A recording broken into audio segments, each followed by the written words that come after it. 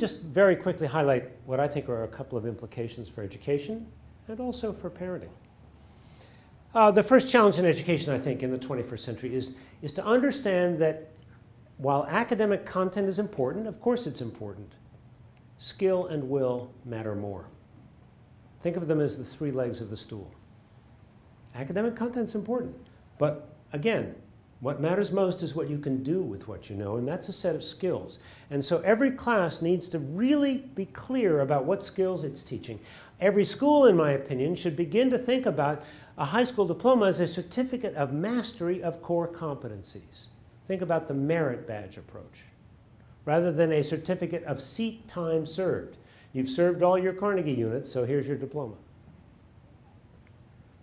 Secondly, I think that we need to assess the skills that matter most. What gets measured is what matters.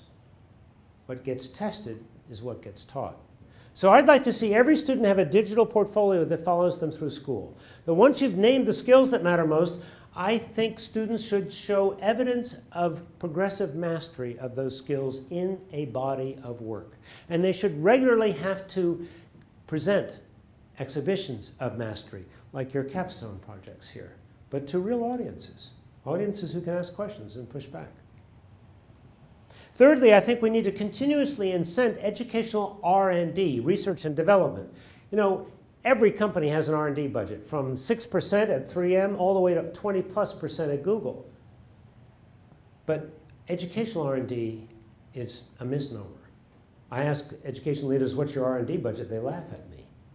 So what I'd love to see is that for schools like Avenues to have an innovation fund to which teams of teachers could apply, to develop a portfolio-based approach to assessment, to develop new interdisciplinary courses, develop a portfolio-based approach to assessing teachers. Lastly, to the issue of motivation, how many of you know about the Google 20% rule? Raise your hands. Well, you go to work for Google, you have permission to play on company time, the equivalent of a day a week. It's not just Google, Gore Associates, 3M. What these companies have learned is that when you give people opportunities to work on projects about which they are deeply passionate or simply curious, they come up with the most amazing innovations and breakthroughs. Post-it notes from 3M came from an engineer fooling around with a failed glue, thinking, well, there must be something that we could use this for. So what if? What if we said to every student, you're going to have a certain percentage of time, whether it's weekly or monthly or your fifth term, to be the architect of your own learning. It's not free time, it's not playtime, because we're going to ask you to document your learning in your digital portfolio. We're going to meet with you to help set your learning goals, and we're going to meet with you to help assess what you've learned and to iterate. Think about new learning goals. But it's a certain percentage of time where students know they can ask their own questions.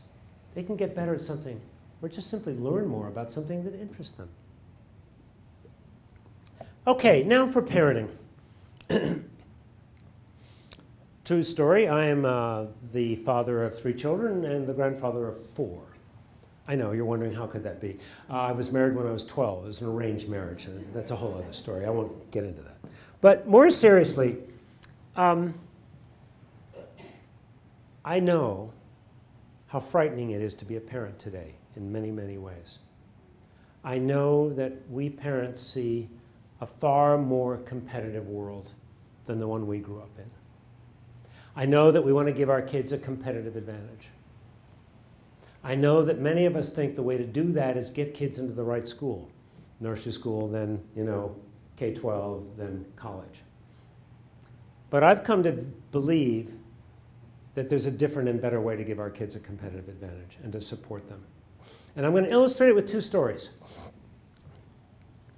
Kirk Phelps loved science, and his parents were totally committed to supporting his interest, no matter what it was or where it took him. So he said, I want to learn everything there is to learn about science. So they heard that Exeter Academy, Phillips Exeter, was the best school for science in the country, so they managed to get him in, and he went.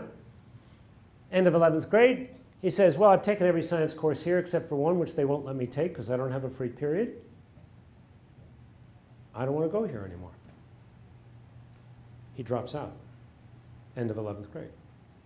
Exeter folks freak out and say, oh my God, you will never get into college. He gets into Stanford for a combined BS-MS program in science. His parents supported his decision to drop out. How many of you could have done that? Could I? So he goes to Stanford. And he's kind of bumping along. He really finally figures out he does not want to be a scientist. It's too lonely.